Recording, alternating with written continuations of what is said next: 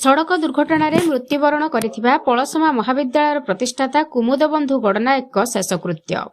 देवगढ़ जिला रियामाल ब्लॉक अंचल घटी एक सड़क दुर्घटना कार दुर्घटन पलसमा महाविद्यालय प्रतिष्ठाता कुमुदबंधु गड़नायक तथा अवसरप्राप्त प्रधान शिक्षक मृत्यु होता बेले पुओ गुरुतर आहत होती। सूचना अनुसार रियामाल ब्लॉक पलसमा पंचायत अंतर्गत पलसमा महाविद्यालय प्रतिष्ठाता तथा अवसरप्राप्त प्रधान शिक्षक कुमुदबंधु गड़नायक निज सान पुओ सहित कार भुवनेश्वर जाउथिबा समय हठात गाड़ीटी नियंत्रण हराई रास्ता पाखरे थिबा गछकु धक्का देइथिला। फल कारटी भांगी चूरमार हो जाइथिला। दुर्घटन कार चालक गुरुतर आहत होइथिबा बेले तांको स्थानीय लोके उद्धार करी छेंडीपदा डाक्तरखाना को नहीं जाइथिले। छेंडीपदा डाक्तरखाना रे डाक्तर तांको मृत घोषणा करथिले। पुओंको अवस्था गुरुतर थिबारु तांको अधिक चिकित्सा पई अनुगुल जिला मुख्य चिकित्सालय को पठाई दिया जाइछि। आज तांको मृत्यु शरीर गाँव में पहुंचवा पर प्रथमे पलसमा डिग्री महाविद्यालय रखा जाइथिला।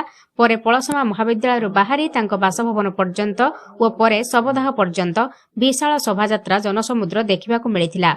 एही शोभायात्रा रे देवगढ़ जिला विधायक श्रीयुक्त रोमांच रंजन विश्वाल, रियामाल ब्लॉक अध्यक्ष मधुसूदन प्रधान, पलसमा पंचायत सरपंच सुशील कुमार, समाजसेवी प्रशांत बसंतरा, बीजेपी जिला सभापति अरुण कुमार साहू, अंचल अनेक छात्र छात्री, शिक्षक शिक्षयित्री और अंचल अनेक बुद्धिजीवी तथा ग्रामवासी सामिल होइथिबा बेले गाँ मुंड मशाणी रे तांको मर शरीर को शेषकृत्य करा जाइछि। से जणे मिष्टभाषी और मेलापी तथा समाजसेवी थिले। तांको मृत्यु खबर पाइबा परे अंचल रे शोकर छाया खेली जाइछि। देवगढ़ नीलेश अनिरुद्ध नायक रिपोर्ट आपणक खबर।